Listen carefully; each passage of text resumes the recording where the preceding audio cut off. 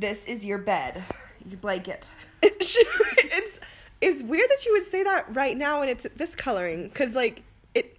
I mean, hi. Hi, this is Elena. And Michelle. I wanted you to mimic my... And Michelle? No, Michelle. Oh. Your name is 3 syllables, you've said. Michelle. Mm-hmm. Okay, so I started off, I made a bunch of different renders of this sun mask, and Sun mask? I didn't want you to call me out on it. You know what you did. I did, but I didn't realize it until I was doing it. I was hoping we could just let it pass unremarked. Okay, so I made a bunch of renders, and I did a lot of different blending modes to see which way I could make it look the coolest, yada yada. So this is what I have of my sun mask render. This is from my 3D masks video. I just wanted to make an illustration out of it. And I had this whole plan to make kind of like space dust around it and like stars and like a constellation. I put, well, I'm a Pisces, so is Michelle. And so I put the constellation for Pisces on it. And yeah, lots of different blending modes that I could do. And I just have to figure out which one looks the best for me. And I went onto my Mac for a hot second because I needed to see. Oh, this is very Mac-y. Let's see. And I needed to do some things that I couldn't figure out how to do on Photopea, so I did it on my Mac on Photoshop. But yeah, a lot of the space dust stuff is me throwing spaghetti at the wall. So don't get attached because it doesn't really stay. Spaghetti sauce. Sure. I guess that's the thing. Sometimes if you throw spaghetti at the wall, you should just throw your whole plate, all the sauce included. But yeah, I keep doing it. I keep adding more and more things, and Swirly vortex. yeah, I'm trying real hard. I have some reference of real life space dust up, but I don't know, it's like when I have an issue and I don't know how to draw something, I don't really know. I should have just Googled, like, how do you draw space dust? It kind of looks like an eye. Yeah, it kind of does. Like a speckly, like your eyes. Oh. Really greeny looks. Mm-hmm. Oh. Yeah, so a lot of the colors, a lot of the time I start off with like a purple, but I always end up shifting the hue and all that, so like all the space dust stuff usually stays a kind of blue tone after I get through with it. But this is just so that it'll have enough contrast between what the background is and whatever else. It's like just a vibrant color so I can see what I'm doing, and then I hue shift it afterward.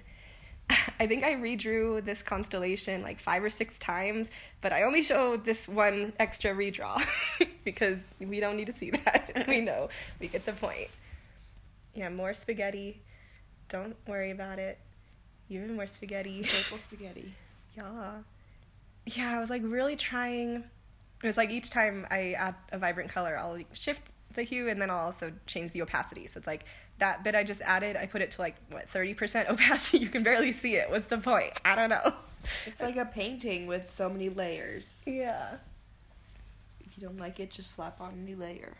Yeah. Or what's nice with Photoshop is just delete one of the layers. You sent me a video of like an artist who she drew her line work on top of her, like on the same layer as her color, and you knew that would resonate with me, but you haven't experienced it yourself. Mm-hmm. But what I'm doing here is like, it would be kind of tricky if I had put any of these things on the same layer because I changed my mind about each layer. It's like I want to delete one of them or just change the color of one of them. And if that is drawn on the same layer as something else, then it would change the color of that other thing that's on there, and it would just be really hard. So it's just nice to keep things separated. Now what are you doing? I want it to be kind of like, oh my gosh, could you please not cough? Michelle's sick, by the way. I wanted to do a kind of sloppy outline, and I feel like I've often tried to do sloppy outlines on drawings of mine and stuff, but I always end up not liking it and redrawing the lines and just making them adhere to the way it looks. But this time I actually stuck with some sloppy lines, and I just wanted it to look more like not really hand-drawn because I wasn't trying to cover up that it was a 3D object first. Oh yeah, this is some, I think they're called halftone shading, but I just found a brush pack that had all these little dots on it, kind of like old-fashioned comics and manga and stuff. Yeah, so now I'm erasing the ones that are outside of the mask, and then I also go through and I erase the dots that are on top of any of the red toned things and on top of any parts that are just a little bit too busy. Like if a dot goes right next to a line and it's like you can barely see the dot, it just makes the line look kind of wobbly. I erase those too. So lots of erasing. Gosh, this video is like I kept speeding up and speeding up and speeding up. So like there's some little parts of this video where I'm just like, this is taking forever and we get the point. So there's some that are like sped up 30 times the speed of how I was actually drawing it. Sound. Yeah, that too. But usually it's at like, I don't know, 5 times the speed of what I'm drawing. Are you getting sick? I hope not. My throat is really crunkly though. Quickly, yeah. I almost want another cup of tea to fix my throat. Oh dear. Now what? Now I'm just trying harder. This is spaghetti that actually sticks. It's already cooked. That's like a guideline for, gosh, it's hard to see on your screen, but I'm drawing some red lines over the top of those light blue guidelines, and the red lines aren't going to stay red. I see the results of it. It's just going to be swirly doodles. Yeah. I wanted it to look hand-drawn enough, so like all the big, huge brushes that I was using to try to mimic space dust, it just, I don't know, I needed something real to add to it. Yeah, and then I wanted some dots to make it look a little bit more like trailing lines. There's so many stars around. Was that a block texture thingy, or did you... Yeah, that was just a brush preset kind of thing, but I ended up not keeping those stars because I didn't want them to be so distinctly star-shaped, those ones in the background. I think I might be about to fix that right now. Maybe? I don't know. I'm going to fix it at some other point. I find a kind of filter that, yeah, here we go. It's going to make all these dots that are just an undefined shape, not specifically stars. So I do that. And I have a hard time just deciding on how, I don't know, if I want the background color to be more blue toned or green toned. Okay, and this was interesting because I decided to go for some hatching. So just lots of lines. And here's my actual blanket colors. This is when I was expecting you to make that comment. Mom will know this blanket. Yeah. But this is only so that I can see the black lines that I'm adding to everything. And I think this is the point when I get to like, another point when I get to 30 times the speed because the hatching takes a long time. And I didn't exactly watch a tutorial for hatching, but I watched like part of an Instagram video where this person put like her hatching techniques in the description of her video. So it's like, basically, I educated myself. I definitely see your blanket now. But I saw it before too, just along the same theme. Yeah. It just struck me.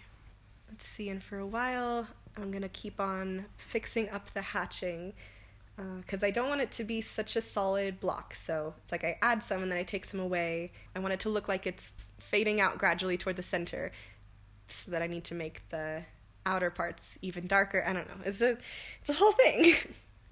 Looks like a postcard with a white border. Yeah. Where would it be a postcard to? Just that specific star? Yes. Or like at Pizza Planet. Mm-hmm. Thank you. I worked really hard on this to get a compliment of that level. Gosh, here I go with more hue shifting, and this is when I get to some colors that I think I stick with for a while. Okay, so more dots on here because of all the kind of half-tone dots around the border of this thing and also on the face of the sun mask.